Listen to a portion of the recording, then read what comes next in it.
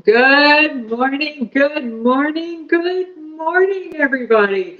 It is Thursday morning at 10 o'clock, and you know what that means? It means it's time for the Her Money and Investing Talk with Jessica Perrone. Thank you so much to everyone that has shown up month after month, week after week. It has been amazing having you guys all here. But I do have some news. I am actually going to be changing the frequency of these shows. Instead of doing it every week, I am going to be changing it to monthly or bi-monthly. I haven't figured it out yet. But I have been putting out so much content on TikTok. I've had great and Insta and Facebook Reels and even YouTube Shorts. And I've had such great feedback from those different channels that I'm just mixing it up a little bit. You can still get your fix of Jessica Perrone, her IQ, but I'm just changing up the channels a little bit here. So you can still binge me on the show from past episodes, but you can also binge me on social as well. So I'm really super excited about that. And I have been laughing at myself nonstop. Some of them I've made like super duper cringy to myself, just to hit it home that finance can be fun. Money and investing, these topics aren't scary, and us lit women, we can have a great time. We can have fun talking about them. Good morning to everyone who's here so far. Good morning, Adina. Thank you so much for coming and supporting me week after week. I so appreciate it. So my classes are starting this fall. I also have my self-directed programs coming out, my workbooks coming out. I'm putting together the publishing on Amazon, so I'm really excited about that. So lots of really fun stuff coming up in the pipeline. So join me on all these different ways. Now, I will admit that, everyone sees me as super duper cheerful, happy, right? But even stuff happens to me. Like, I don't want to use the explicitive, the stuff happens, but even stuff happens to me. And guess what? I had another huge house cost come down the pipeline to me. Yes, it has to do with my air conditioning in the middle of summer, this 90-degree temperatures in the Northeast. And it turned out that my air conditioning breaking was a result of brownout. So I thought I'd take a couple minutes here to explain the difference between a brownout and a blackout, because yes, we're always looking for investing inspiration wherever we go. And in order to get investing inspiration, guess what? We have to understand the different aspects of all things that make the world go around. So brownout versus blackout. So the definition of a brownout is a partial temporary reduction in total system capacity, where a blackout is a complete interruption in power. Okay, blackouts usually occur without warning and last for an undetermined period of time. Okay, so a brownout, however, is used by an energy provider as an emergency strategy to prevent the system from a blackout. Okay, so it's a preventative measure. And in a brownout, a utility might decrease overall system voltage by 10%, 10 to 25% for a short period of time to ease the strain of the system. Okay, now this is the important part to understand about brownouts. Okay, so this kind of reduction has little impact on heat and lighting, but might affect electric equipment that's more sensitive to precise voltages. Do you guys know where I'm going with this? Do you guys know where I'm going with this? Well, guess what was affected by those precise voltages? Well, it was the electric board that was in my air conditioning unit and my Google Nest. Yes, my Google Nest was affected by this, and some components in my air conditioner itself as a result of those two aspects not working properly. Yes. So it was like this whole this whole chain of events, reactions that came from this brownout. Okay. So with that said, certain things came to mind. I was like, ooh, so these components that you are using for my air conditioning and whatnot, where are they coming from? And then he showed me that it was Emerson Electric. Yes. I was like, okay, I'm going to add that to my identity. I'm going to bookmark that and start checking that out. So I started checking out Emerson Electric, and that ticker is at EMR, right? Because I like to diversify the companies and the sectors that I look at. Okay, so Emerson Electric were components, but I also realized that my Nest was owned by Google. Now, again, like these connections that you make when you are inquisitive, and then I started thinking about, all the components and all the ways that Google is in my life and in my household. Okay, it is in my Nest. I have a Samsung Android. I use Gmail. So all of these ways that Google is in my life, and I was just thinking about that a little bit more. Oh, even like cloud technologies for a lot of the companies that we use. So I started thinking about that. I'm like, oh, you know what? I'm going to bookmark Google. I'm going to do a little bit more research on that and start sort of like checking it out a little bit more. So as you can see, this is sort of how my brain starts working when I go through these different life stages. And this life stage of home ownership has its pros and cons.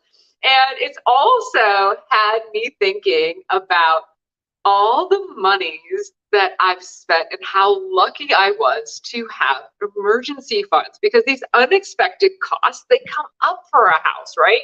And if you do not have an emergency fund, you can really be in a tight place. You might have to put it on a credit card. You might have to get a personal loan, or the markets have been sold out, or you might have to go to your an investment account and take monies out at a loss. So this emergency fund is so important to be a buffer between all those items, emergencies and all these items. So this also had me starting to think about a conversation we had in one of our workshops, where a lot of realtors out there will say, oh, well, you pay X amount in rent. That's how much you can afford in a mortgage. But what they're not taking into consideration are some of the following things. Because I started thinking about this. I'm like, I think there's some merit to this, especially with all the costs. Like earlier in February, we heard about my hot water heater, right? Having to get a new one. That was a huge expense. I had to paint my house because it was all peeling. And if you don't paint it, then the siding starts to rot. Yeah, so like all these items for home ownership, they just tick, tick, tick, tick, tick, they add up. So, I even started thinking about, okay, so if I was renting, I would not have all of these costs. I'd be calling up the landlord and saying, oh, my boiler is out, come fix it. Or, oh, you've got it's his or her problem that the outside isn't, needs painting. And it would be their issue if the air conditioning went out. So these are costs that you would not necessarily have to pay if you were renting. So I did some research, and here are some other costs to keep in mind when you are looking to buy a home and you are putting those, that comparison together of, if you can afford X amount in rent, and is it really X amount in mortgage, or does it need to be less to account for those other costs? So here's some of the other costs that you need to take into account when you are buying a house besides your mortgage payment. Okay, so one of the first things to keep in mind is your mortgage payment. And then the other one is property taxes, right? That's something else that we don't think about. You got to do your property taxes on a yearly basis. And then you also have to have homeowners insurance. Repairs and maintenance, we just went through a whole boatload of repairs and maintenance that I went through this year. But that's not even taking into the count some of the services that I have contracted. So for example, I have services, people that come and service especially, not being quite as handy as some of my sisters out there. I do have service contracts for my heating units and my air conditioning units and pest control. I have an old house with lots of little ways for little critters to get in. So to me, it's super important to have a pest control maintenance as well. So again, all of these items are adding up. They're adding up. Okay. And then frequently, there are certain utilities that are covered by a landlord versus having to pay for them by yourself. Now, it varies by unit, but there are some that have those included. And then, some other utilities such as water, disposal of trash, those are all items that go into it as well. So, two other items that you may not think about is that you also have a down payment for the house, right? And the down payment for a house is definitely going to be more than your first, last, and deposit in an apartment. Okay, so that's another thing to take in mind.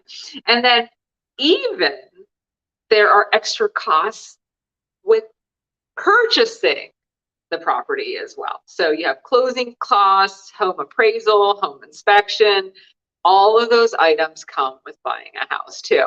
So what do you think? What do you think? Is it better to rent or to buy? Now, a lot of people do say that you are putting monies into an investment, right? Something that will appreciate over time, okay? As opposed to just throwing money out the window. But what about all the costs for the house, right? Those are kind of going out the window too. Yeah, those are kind of going out the window too. But maybe in the long run, it'll also help with the value of your house. So join in the conversation. Tell me, what do you think? Is it better to rent or is it better to own? Definitely join that conversation for sure. Let's see, where else are we going here? So two other items I just wanted to bring up that I thought about when I was thinking about buying a house, and also as a first-time home buyer, some things that you might want to think about. So there's something called the 28% rule. And the 28% rule is how much of your income, your monthly income, or your gross income, and you can calculate it on a monthly basis, your mortgage payment should be. So, for example, if you make $10,000 every month, and you should be paying no more than $2,800 a month in a mortgage payment. So it should only be 28% of your monthly gross income. Now, keep in mind that when you are budgeting, this is going to come out of your needs. Okay? Yes. So we talk about needs, wants, savings, right? So you would be taking this out of the needs, or you could, if you wanted to, you could be slashing the wants, right, to go more towards your needs to cover this. But for the most part, this is a needs. This is something you need to pay on a monthly basis. Not only if you miss payments would it hurt your credit score, but they could also, there's an asset here. There's an asset, and you want to make sure that you pay any loan that is attached to an asset, because if you default, they can take that asset away from you. Okay, so that's super duper important to keep in track as well. Now, the other thing to keep in mind is that you will also, before buying your first home, make sure that your credit score has been cultivated and that you have a really super good credit score. The higher your credit score, the better your credit score, the lower your mortgage rate can potentially be. Now, this all is affected by interest rates, and we know that interest rates keep going up. So your purchasing power, what type of home you can afford, may come down as interest rates increase. Yeah, this is all lots of interesting things to be thinking about when it comes to homes. And guess what? This all came down from my air conditioning breaking. Yeah, this is how the brain works. This is how the Jessica Perrone brain works when it comes to things, different life events that go on and how you take inspiration from it. We have Adina here chiming in as well. She says, if you own, at least it's an investment in yourself. Renting gets you nowhere. Well, thank you so much, Adina, for chiming in. I really super appreciate that for sure. Okay, so I talked about brownouts. I talked about air conditioning. I talked about electric and how the different electric equipment is affected by these brownouts. I talked about Emerson Electric. I talked about Google. I talked about adding those to your identifying investment worksheet to diversify your sectors. And I'm also wanted to talk today a little bit about a topic people have been messaging in for, and that is how to find a woman-friendly financial advisor. Now it's real. I've been putting out some funny TikToks about, women being afraid of financial advisors, and it really is no joking matter because the anxiety is real.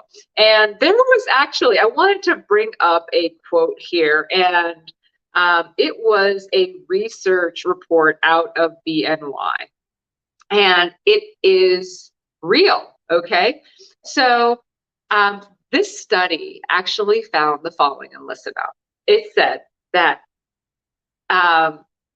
so financial advisors have a tendency to use financial jargon and overcomplicate investment language in order to foster a sense that the investment customer is part of an exclusive club. Okay, this kind of marketing is effectively off-putting to women.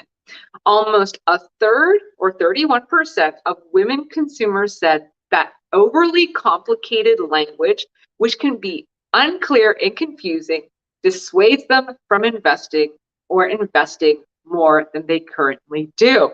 And that's what I'm trying to do here. I am trying to help make investing not so scary, because over the years, these financial concepts have been complicated, right? They have been complicated by financial advisors so that financial advisors can be like, oh, I know so much and you know so little. And it kind of relates like a talking down to women.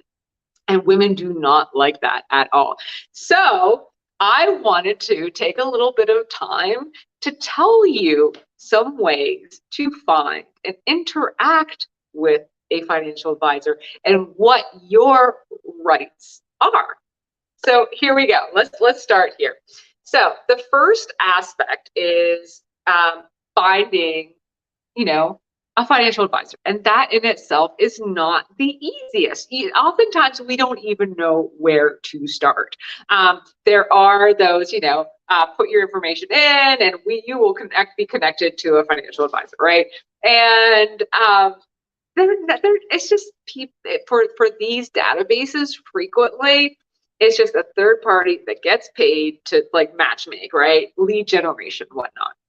So one of the biggest ways that I found, one of the best ways to find a financial advisor, is word of mouth from other women who are happy with their financial advisor. So you can go to your friends, you can say, hey, does anyone have a financial advisor that they are happy with? Now, be careful, and I want you to explicitly ask them if they themselves interact with a financial advisor. Not, is their husband happy with a financial advisor, right? What we want to be specific about and clear about is, does that female interact with the financial advisor, and are they happy with the relationship they have with the financial advisor? That is a very important part to clarify when you are reaching out to your friends. So that's number one. The second one is you want to interview at least 3 financial advisors. Most financial advisors will offer a free initial, introductory appointment, right? So that you can get to know them and sort of ask them questions and get a feel of how they are going to interact with you, especially if you even like them. One of the things to keep in mind is that it is a long-term relationship. Your relationship with your financial advisor is a long-term relationship, right? So, and here's a funny for you guys. When you are looking for this financial advisor, I want you to think about, would you date this person? No joke. I really want you guys to think about, would you date this person? Do you like this person enough to date them and enter into a long-term relationship with them?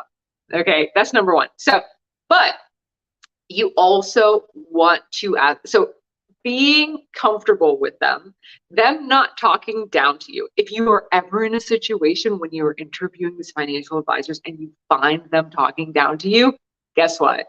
Make a note and just be like, bye-bye. I'm not going to be part of this. You should not be talked down to by a financial advisor ever. It's not acceptable. It's not nice. No, don't accept it. You do not have to. I think part of, women's relationship with financial advisors is knowing what is acceptable and what isn't, right? Sometimes, us as women, when we have someone talk down to us, we're like, oh, they know what they're talking about. But that's not the relationship that we want. No, we wouldn't want that in a personal relationship. No, and we don't want it in a relationship with our financial advisor either. Okay, so that's something else to think about. We also want to talk about a couple other items here. We want to talk about how many assets they have under management, okay? If they are too big, maybe they're not gonna have time for you. If they are too small, well, maybe they don't have a lot of experience or a breadth of products to offer you, okay? So you kind of want a medium-sized firm. Experience. You want to ask how many years and how much experience this individual has. The longer the person has been in the industry, the more market knowledge they have, the more knowledge they have on the tricks and the ins and outs of creating a cohesive financial journey for you. And that is super important too. And then lastly here, another question to ask is how many female clients they have. Now, they may try to bundle in their couples and say, oh, we have X amount of households and they all have females in them. No. That's not what we're looking for. We are looking for direct clients, where the client is the woman. Okay, that's another thing that you want to make sure you are clarifying when you are looking to work with a financial advisor. Okay, so we talked about assets under management. We talked about experience. We talked about female clients. We talked about how that financial advisor makes you feel, that gut feeling inside of, you know what, I like this person. Yep, I think I could have a relationship with this person. Yes, they are explaining to me the process in a way that's not degrading. I understand this. I understand everything that this person is saying. Yes, I have in my gut, I feel good about this relationship. Okay. Now, some financial advisors are salespeople. Yeah. Okay. Some financial advisors are salespeople, and specifically ones that are commission based. So one of the questions that you definitely want to ask in the interview process is how they are being compensated. Okay. So there are two ways. There is fee only and fee based, and then there's commission based, and then there's sort of like a mix mash of it. When there is commission based, okay, what you want to do is you want to ask what products they get commissions on. You want to make a mental checklist on those items because you want to be careful whenever they come to you about those products. I was talking to a financial advisor friend of mine, and she brought up that a new client of hers came to her with a whole bunch of annuities that client did not need, right? So the old financial advisor sold them a bunch of annuities because the financial advisor got commissions on those insurance products. Now, in some scenarios, annuities can be helpful. Okay. But you want to be leery when a financial advisor comes to you with products that they get commissions on. Okay. And it's really funny when it comes to annuity, like this is a big hubbub. So, like, there are financial advisors that do not sell insurance products, and you'll typically hear them go, "Oh, that's a terrible idea. Annuities and insurance products are terrible ideas."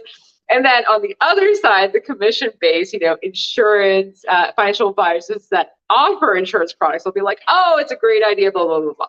So always do your research, and it's helpful to get a second opinion as well. Now, I also want to bring up the fact that you don't have to have all your eggs in one basket. And what do I mean by that? Well, you don't have to have all your monies with a financial advisor.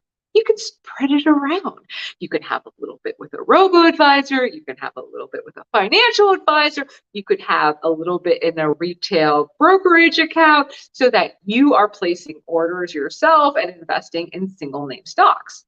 So you can, spread your wealth around in different locations as well. Keep that in mind. And that can be helpful for benchmarking and keeping an eye on your money and making sure your financial advisor is the best return on your money. Okay, I told you a lot. I told you a lot about financial advisors and how to find a financial advisor. I also will be putting together TikToks on what to expect in your first meeting with a financial advisor, what the risk assessment questionnaire is, what it means, all these little they're not really scary, but you're just not used to them, but ways to get through those initial meetings with a financial advisor. Also, did you know that most financial advisors do not invest your money in single stocks? No, it's usually ETFs and mutual funds. Yes, so this is another item and why it's so important to understand what ETFs are. And if you're interested in investing in single name stocks, it's also interesting to consider a retail broker.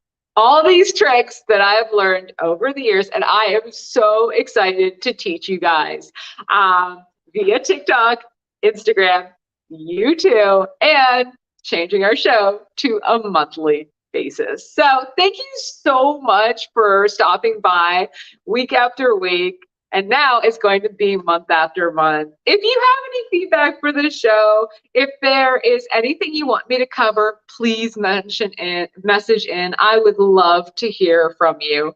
And I almost forgot. I love to end the day with the quote of the day. And today's quote of the day is, "Just one small positive thought in the morning can change your whole day." Let me repeat that. Just one small positive thought in the morning can change your whole day. That's from the Dalai Lama. And that is my wish for you, to have a small positive thought about wealth building and investing, and then to make it into a baby step, right? Because, growing wealth and getting your financial ducks in a row doesn't happen overnight. It starts with a thought and a baby step. And whether you want to get those financial ducks in a row, to invest in the markets or invest in a home, because honestly, you need to get your financial ducks in a row in order to invest in a home as well, whatever that goal is. I am amazed at everything all of you, my viewers, my followers, my students, are achieving. You make me so proud every single day. And I'm amazed. I'm amazed at the community that we are building of women committed to financial freedom, growth, and health. Yeah, financial health. Because that is what this is all about. There is your physical health, and then there is your financial health. You may be overwhelmed with getting those financial ducks in a row. You may be apprehensive about learning the language of money and investing, but it's just baby steps, and you can do it. You're doing it just by being here today. And should you wish to take your money and investing journey outside this show, check out my fall class schedule. Sign up for my mailing list to be notified of upcoming interviews, panels, workshops, and announcements. I have a lot of great announcements coming up. I'm Jessica Perrone, founder of Her Financial IQ. You've been watching the Her Money and Investing Show. May the markets be in your favor. Bye now. Thank you for tuning in. I will see you next month.